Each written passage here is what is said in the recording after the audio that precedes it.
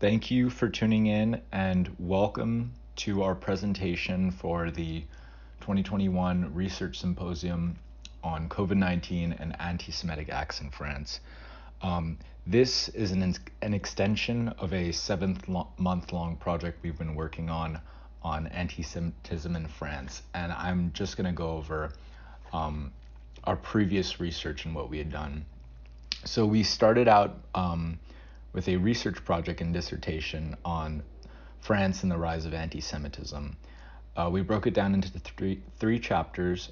Chapter 1, the historical roots of anti-Semitism and its significance in the rise of anti-Semitism in France today, where we looked at what is anti-Semitism, the start of anti-Semitism in Christianity, anti-Semitism in philosophy, anti-Semitism in literature and entertainment in France.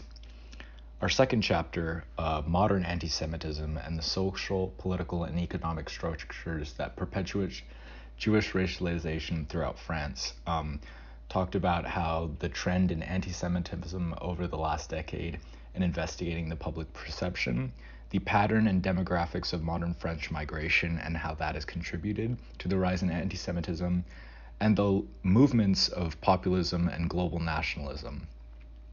Our third chapter focused on what the government is doing in response to the rise in anti-Semitism.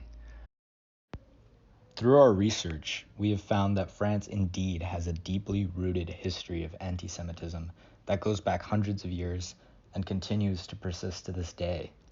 Just like many problems that shape our global society, the issues pertinent to the question of anti-Semitism in France does not have a simple solution.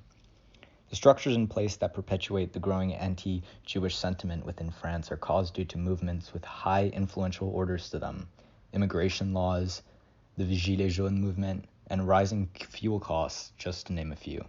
Because these structures of racialization are very covert, they become very difficult to dissolve. Now I will introduce Zoe, who will be talking about how COVID-19 has exacerbated the impacts of the COVID-19 crisis and anti-Semitism in France.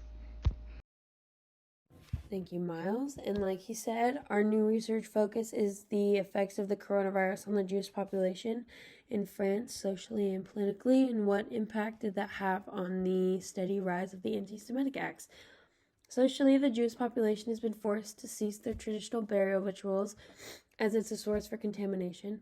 Washing and preparing a deceased loved one for their final moments is an important part of their culture, and the coronavirus has made it nearly impossible to carry out this practice. Culture and the traditions that come with an individual's culture can bring higher self-esteem, optimism, a meaning to life, and a general positive well-being. Now, not being able to carry out the traditional burial process could be impacting the French Jew population in numerous ways, especially because the French Jew population is one of the hardest hit of the Jewish populations among the European countries, as well as the already present feeling of unwantedness by the steady online threats from anti-Semitic groups. These threats have not ceased during the pandemic but have grown.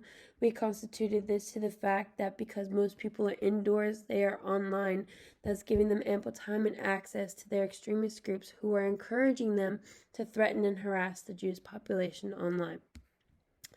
The protests, the Gilets jaunes protests in France against the government are a spawning ground for anti-Semitic acts to be spoken aloud without repercussions. The people who attend the protests are also anti-vaccine supporters and right-wing extremists. They continue to vandalize Jewish shops and graves using the protests as a cover and leaving the police to find them after. Now I'm going to hand it off to Natalie, who's going to share our conclusions and what we found after our research.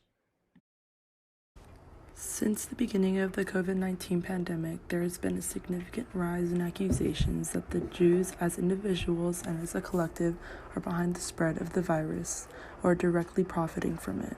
Due to the pandemic lockdowns, more people seek out scapegoats spun for them by the extremist groups through fake news and media posts.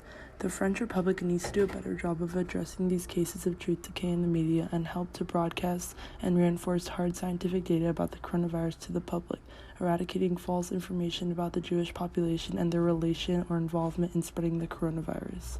Along with this, the Republic should pass harsher legislation and enact more severe punishment to those who participate in acts of anti-Semitism.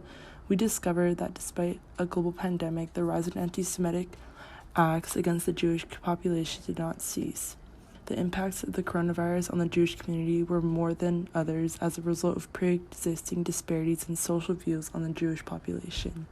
As a result, the Jewish population not only had to cope with this global pandemic, the uprooting of their cultural traditions, but also the continued harassment from anti-Semitic groups online and in the public.